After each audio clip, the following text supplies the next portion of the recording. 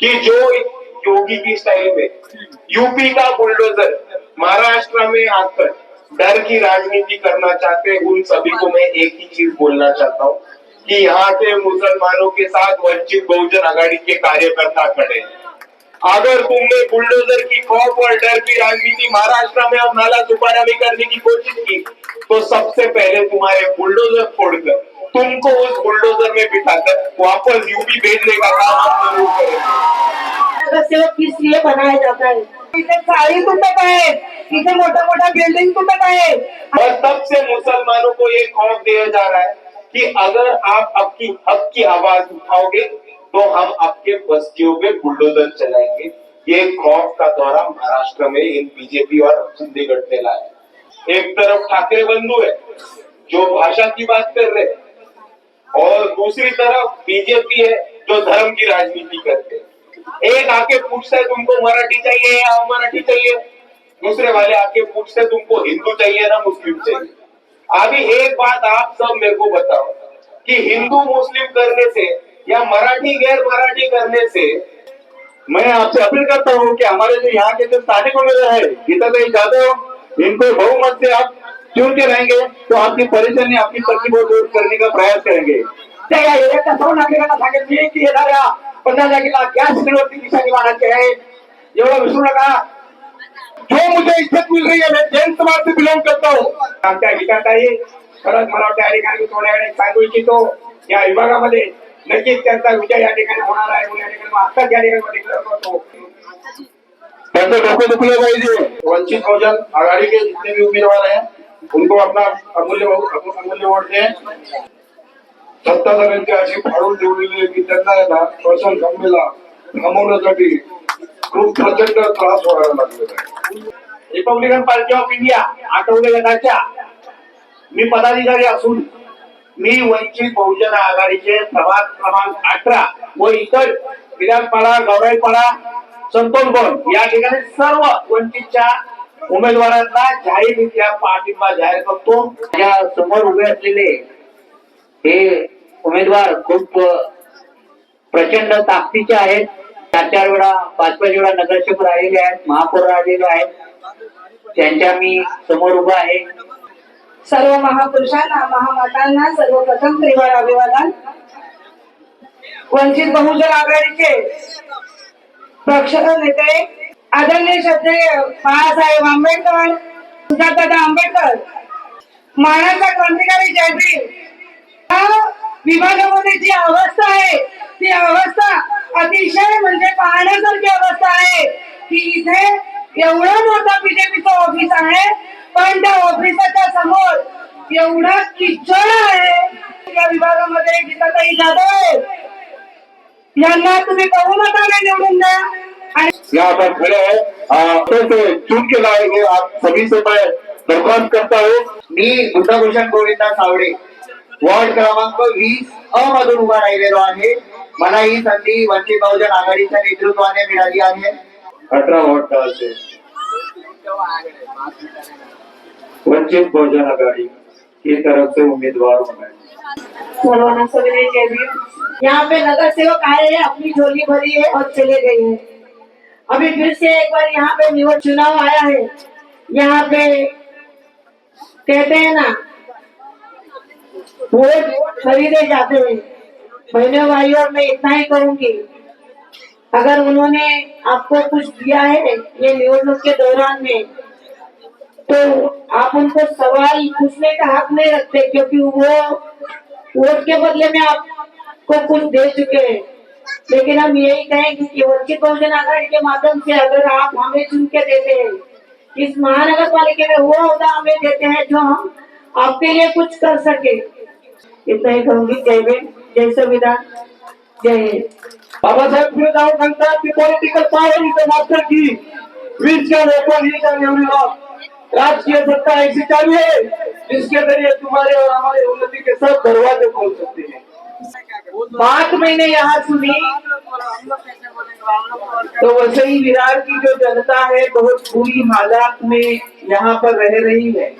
यहाँ की एक बड़ी पार्टी जो है बहुजन विकास आघाड़ी, वो तो बिल्डरों की पार्टी है। यहाँ के जमींदारों की पार्टी है और उनका धंधा पानी जिसके ऊपर चलता है उसी में वो मशगूल है।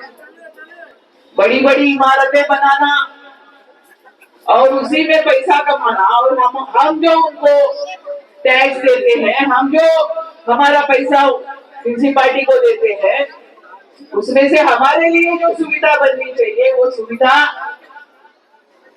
यहाँ पर नहीं बनी समतेचे विचार रुजवणाऱ्या सर्व महामानवांना त्रिवार अभिवादन करतो। माझ्या माता भगिनी, वडीलधारी मंडळी आणि या चळवळीच्या तमाम साथीदारांना माझा जय जिजाऊ, जय शिवराय, जय ज्योती, जय क्रांती, जय लहूजी, जय मल्हार, अस्सलाम वालेकुम रहमतुल्लाहि बरकातू आणि जय भीम। मित्रांनो, आपल्याला एक 15 तारखेला महत्वाची संधी आली। 15 तारखेला ज्या ज्या लोकांनी इतके वर्ष नालासोपाऱ्याचा विकास थांबवला आणि ज्या लोकांनी आतापर्यंत आपल्या विकासासाठी, आपल्या तरक्कीसाठी जी निधी येत होती, ती निधी ज्या लोकांनी खिशामध्ये टाकून स्वतःची घरं भरण्याचं काम आणि स्वतःचे खिसे भरण्याचं काम केलं, त्या लोकांना आज सत्तेच्या बाहेर फेकायची वेळ आलेली आहे आणि त्यांना सत्तेच्या बाहेर फेकून वंचित बहुजन आघाडीचे उमेदवार आपल्या सर्वांना निवडून द्यायची वेळ आलेली। मुद्दा अतिशय सोपा की महानगरपालिकाची जी निवडणूक असते, महानगरपालिका की जो इलेक्शन रहती है वो इलेक्शन लोकल इश्यूज पे काम करने की रहती है, तरक्की करने की इलेक्शन रहती है और यहाँ पे विकास काम और डेवलपमेंट करने की इलेक्शन रहती है। अगर हम नाला सोपारा का ही हालत देखें तो हमको पता चलेगा कि यहाँ पे काम करने के लिए बहुत सारी चीजें हैं, लेकिन आज तक इन चीजों पे काम हो रहा नहीं है। और यहाँ के जो नगर सेवक थे और उसके बाद जो प्रशासक चुन के आए रहे थे, वो पूरा टाइम सो रहे थे या पैसे कमाने में या भ्रष्टाचार करने में बिजी थे। दूसरी तरफ आप देखोगे तो आपको पता चलेगा कि आज नाला सोपारा में मुद्दे मसाइल हमारे सामने बहुत ज्यादा है। पानी की समस्या है, रस्तों की समस्या है, यहाँ के नौजवानों को नौकरी की समस्या है, यहाँ के अभी आए हुए बीजेपी हो या उसके पहले जो ठाकुर भाई थे वो हो, उन्होंने सिर्फ धर्म की राजनीति, करप्शन या खुद का एजेंडा चलाने के लिए काम किया। लेकिन यहाँ की आवाम की क्या जरूरत है, यहाँ की आवाम की क्या मांग है और यहाँ की आवाम को क्या चाहिए, तरक्की और डेवलपमेंट, उससे हमेशा दूर रहने की राजनीति इन्होंने की है। और इसीलिए मैं आप सभी से कहना चाहता हूँ कि आज वो वक्त आ गया है जिसमें हम सब हमारे हक के, हमारे खुद के वंचित बहुजन आघाड़ी के उम्मीदवार ज्यादा से ज्यादा वोटों से चुन के लाए और अपनी सरकार नाला सोपारा में बनाए। ये मैं आप सभी से गुजारिश करना चाहता हूँ। तो मैं आप सभी से कह रहा था कि जो लोकल बॉडीज की इलेक्शन होती है और महानगर पालिका की इलेक्शन होती है, हमारे वार्ड की, हमारे गली की, हमारे बस्ती की और हमारे मोहल्ले की तरक्की करने की ये इलेक्शन होती है। और आप एक चीज समझ लो कि हमारे सामने जो पार्टी खड़े वो कोई भी रास्ते की बात नहीं कर रहा, नाली की बात नहीं कर रहा, पानी की बात नहीं कर रहा या नाला सुपारा के रुके हुए विकास की बात नहीं कर रहा। वो किसकी बात कर रहे? एक तरफ ठाकरे बंधु है जो भाषा की बात कर रहे और दूसरी तरफ बीजेपी है जो धर्म की राजनीति करते हैं। एक आके पूछता है तुमको मराठी चाहिए या अमराठी चाहिए, दूसरे वाले आके पूछते हैं तुमको हिंदू चाहिए ना मुस्लिम चाहिए। अभी एक बात आप सब मेरे को बताओ कि हिंदू मुस्लिम करने से या मराठी गैर मराठी करने से आपके घर में बिजली आएगी क्या? आपके घर में पानी आएगा क्या? आपके वार्ड में रास्ते बनेंगे क्या? आपके वार्ड में अच्छी नाली बनेगी क्या? नहीं। और इस पे हल करना है तो हमको अच्छे उम्मीदवार चुन के आने चाहिए, क्योंकि मराठी गैर मराठी, हिंदू मुसलमान, ये सब हमको बहका के साइड ट्रैक करने के और हमारा ध्यान भटकाने के इशू है। क्योंकि हमारा ध्यान एजेंडा पे रहा और यहाँ पे भाजपा और शिवसेना के लोग आए और हमने उनको पूछा कि आप इतना टाइम सत्ता में थे, आपने हमारे एरिया का डेवलपमेंट क्यों नहीं किया, आपने हमारे वार्डों की तरक्की क्यों नहीं की, आपने हमारे इलाकों की डेवलपमेंट क्यों नहीं की? तो उनके पास जवाब नहीं है, भाग जाते हैं उन लोग। इसलिए वो इशू लाके बोलते हैं हिंदू मुस्लिम मराठी गैर मराठी। और इसीलिए मैं आप सभी के सामने आप सभी को गुजारिश करना चाहता हूँ कि इन टाइम पास मुद्दों में फंसो ना। ये इलेक्शन हमारे लिए इम्पोर्टेंट है डेवलपमेंट करने के लिए, और इसीलिए भाषा के मुद्दों पे और धर्म के मुद्दों पे आप फंसिए ना, आप फोकस कीजिए तो सिर्फ और सिर्फ डेवलपमेंट। दूसरी तरफ मैं आप सभी से कहना चाहता हूँ कि अभी मीरा बांधर से आ रहा था, मीरा रोड में एक साल पहले एक दंगल हुई थी हिंदू वर्सेस मुसलमान, और उस दंगल के बाद से बुलडोजर की राजनीति महाराष्ट्र में शुरुआत हुई, बराबर। मीरा रोड के लोगों ने, मीरा रोड की आवाम ने आवाज उठाई थी एकनाथ शिंदे और उनकी पार्टी के खिलाफ, और उनके बस्ती और मोहल्ले के सामने बुलडोजर खड़े करके दिए थे। और तब से मुसलमानों को ये खौफ दिया जा रहा है कि अगर आप आपकी हक की आवाज उठाओगे तो हम आपके बस्तियों पे बुलडोजर चलाएंगे। ये खौफ का दौरा महाराष्ट्र में इन बीजेपी और शिंदे गठबंधन है। पर मैं आपसे एक चीज पूछना चाहता हूँ, ये बुलडोजर चलाने की बात बोलते हैं तो किस बुनियाद पे बोलते हैं?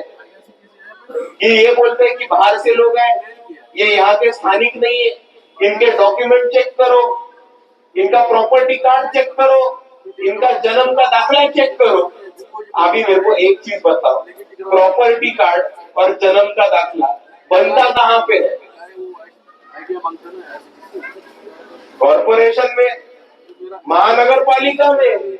और इसीलिए मैं आप सभी से वादा करता हूँ कि वंचित बहुजन आघाड़ी के कार्यकर्ताओं को और उम्मीदवारों को चुना के लेके आ जाइएगा।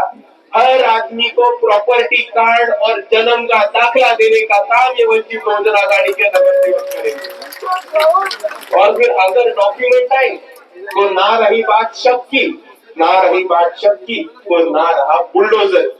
और इसी तरह से आप ये नाला सुपारा में बुलडोजर राजनीति खत्म करने के लिए वंचित बहुजन आघाड़ी सामने आई है।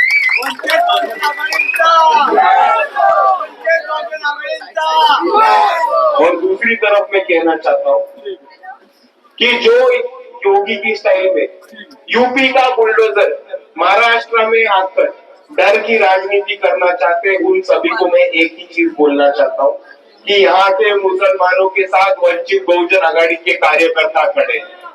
अगर तुमने बुलडोजर की खौफ और डर की राजनीति महाराष्ट्र में और नाला सुपारा में करने की कोशिश की तो सबसे पहले तुम्हारे बुलडोजर फोड़कर तुमको उस बुलडोजर में बिठाकर वापस यूपी भेजने का काम हम जरूर करेंगे।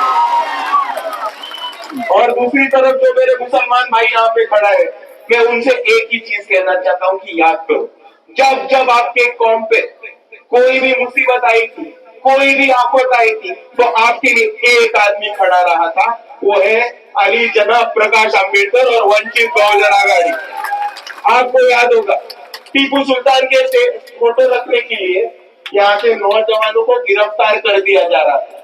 तब वो बाला साहब अम्बेडकर थे जिन्होंने लातूर की सभा में डॉक्टर बाबा साहेब अम्बेडकर, छत्रपति शिवाजी महाराज, छत्रपति शाहू महाराज और महात्मा ज्योतिबा फुले के साथ साथ टीपू सुल्तान का फोटो लगा और यहाँ के आरएसएस और बीजेपी को चैलेंज किया कि यहाँ के नौजवान तो सिर्फ स्टेटस रख रहे हैं, हमारे स्टेज पे टीपू सुल्तान का फोटो लगता है, अगर तुम में हिम्मत है तो वंचित को एक्शन लेके दिखाओ, वंचित को कार्यकर्ताओं को हाथ लगा के दिखाओ। दूसरी तरफ औरंगजेब का फोटो लेने के लिए यहाँ के मुसलमान नौजवानों को गिरफ्तार करने का और एक सिलसिला चल रहा था। तब वो वही बाला साहब अम्बेडकर थे जो औरंगाबाद में जाकर औरंगजेब की मजार पे गए और फूलों की चद्दर उस मजार पर चढ़ा के आए। और उन्होंने देवेंद्र फडणवीस को यह चैलेंज किया था कि यहाँ के नौजवान तो सिर्फ औरंगजेब के फोटो लेके घूम रहे, अगर तुम में हिम्मत है तो बाला साहब अम्बेडकर को हाथ लगा के दिखाओ। ये चैलेंज बाला साहब अम्बेडकर ने फडणवीस को किया था। और जब से बाला साहब अम्बेडकर ने फडणवीस और बीजेपी को चैलेंज किया, तब से टीपू सुल्तान का स्टेटस रखने के लिए और औरंगजेब का फोटो पकड़ने के लिए मुसलमान बच्चों को गिरफ्तार करने का सिलसिला बंद, मतलब बंद इस महाराष्ट्र में बाला साहब अम्बेडकर और उनकी फौज वंचित बहुजन आघाड़ी ने किया था। दूसरी तरफ मैं आप सबको बोलना चाहता हूँ कि आजान का रमजान का महीना था, आजान बूंदों पे चल रहा था मस्जिदों के, तभी एक खत्म हुई पार्टी का छोटा मोटा नेता है, उन्होंने एक स्टैंड लिया था कि अगर मस्जिद पे बोंगों पे आजान बजेगा तो उसके सामने हम हनुमान चालीसा बजाएंगे। और उन्होंने ये कहा था कि मस्जिदों के बोंगे आजान बजे तो हम बोंगा निकालने का काम करेंगे। तभी ये वही वंचित बहुजन आघाड़ी के नौजवान थे, वो उनको चैलेंज किए ओपनली और ये बोले कि हम मुसलमान भाइयों के साथ में कंधे को कंधा लगा के मस्जिद की हिफाजत करने के लिए मस्जिद के बाहर रहेंगे। अगर तुम में हिम्मत है तो बोंगा उतार के दिखो। और दूसरी तरफ कार्यकर्ताओं को ना भेजना, अगर तुम में दम है तो तुम्हारे बेटे को भेज के दिखाओ। ये चैलेंज देने का काम वंचित बहुजन आघाड़ी ने राज ठाकरे और उनकी पार्टी को किया था रमजान के महीने। दूसरी तरफ जब कोटा का कायदा आया था, जब टाडा का कायदा आया था, जब यूएपीए का कायदा आया था, तभी कांग्रेस की सरकार थी जिन्होंने इन 3 कानून लाए थे। हमारे मुसलमान नौजवान आज देखिए तो सबसे ज्यादा जेलों में कौन से 3 कानून के विरोधी थे? कोटा, टाडा और यूएपीए। कांग्रेस ने लाए हुए कानून है। लेकिन दूसरी तरफ मैं आप सभी को बोलना चाहता हूँ कि वो बाला साहब अम्बेडकर थे जिन्होंने कोर्ट केस की और टाडा, कोटा और यूएपीए के खिलाफ हाई कोर्ट और सुप्रीम कोर्ट में जंग लड़ी और उसके खिलाफ एक आंदोलन करके सुप्रीम कोर्ट में उसके केस में लड़ी। यही बात करके मैं आपको और एक चीज बताना चाहता हूँ कि जब जब कौन से भी समाज पे, कौन से भी वंचित हो, बहुजन हो, दलित हो, मुसलमान हो, आदिवासी हो, भटके भी मुक्त हो, जिन जिन लोगों पे अन्याय अत्याचार होता है, जिन जिन लोगों पे मुसीबत आती है, तो एक पार्टी वंचित बहुजन आघाड़ी हमेशा उनके साथ खड़ी रहती है। जब भी अडानी का इलेक्ट्रिसिटी हटाने का आंदोलन, यहाँ के गरीबों का गायरान का जमीन उनके नाम पे करने का आंदोलन, या बोध गया जाके महाबोधि वृद्ध विहार मुक्त करने का आंदोलन हो, हर आंदोलन में वंचित बहुजन आघाड़ी आप सभी के साथ खड़ी रहती है। और इसी हालत में आज वंचित बहुजन आघाड़ी के कार्यकर्ता जो आपके लिए लड़े हैं, जो आपके लिए खड़े रहे, जिन्होंने पुलिसों के दंडे खाए हैं, पुलिसों से उस पर केसेस लिए, वो आज उम्मीदवार बन के आप सभी के सामने खड़े। और जब जो लोग हमारे लिए काम करते हैं, हमारे लिए लड़ते और हमारे लिए मदद के लिए, खिदमत के लिए हमारे खड़े रहते हैं, जब वो इलेक्शन में उम्मीदवार बन के आते हैं तो उनको जिताने की जिम्मेदारी किसकी? किसकी? तो इसीलिए मैं आप सभी को इतनी ही गुजारिश करना चाहता हूँ कि आज वंचित बहुजन आघाड़ी के उम्मीदवार यहाँ नाला सोपारा में इलेक्शन के लिए खड़े। ये वही उम्मीदवार है जिन्होंने आपकी मदद की और आपके लिए लड़े हैं और आपके लिए हमेशा खड़े हैं। और अगर ये लोग चुन के आते हैं तो वो और दौड़ेंगे और लड़ेंगे और सेवा करेंगे, तो किसकी? आपकी। इसीलिए मैं आप सभी से गुजारिश करता हूँ कि वंचित बहुजन आघाड़ी से गीता यादव, सुरेश यादव, शंकर साहेब, कुसुम जैन, संगीता सपकाळ, शिरसाट, मिराज शेख भाई, सुरेश दादा, सावळे दादा, धोंडगे दादा, इंगळे दादा और प्रशांत खांबे दादा, ये वंचित बहुजन आघाड़ी के अधिकृत उम्मीदवार है। आप इनका चिन्ह जानते हो? सुनाइए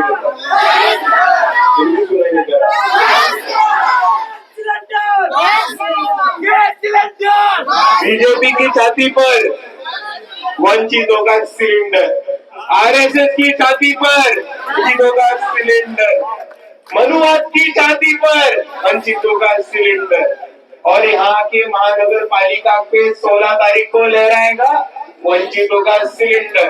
इतना बोल के मैं मेरे 2 शब्द खत्म करता हूँ। आप सभी को मेरा खुदा हाफिज, जय भीम, जय संविधान। शाळांच्या गजरात या ठिकाणी साहेबांचं स्वागत करायचं आहे।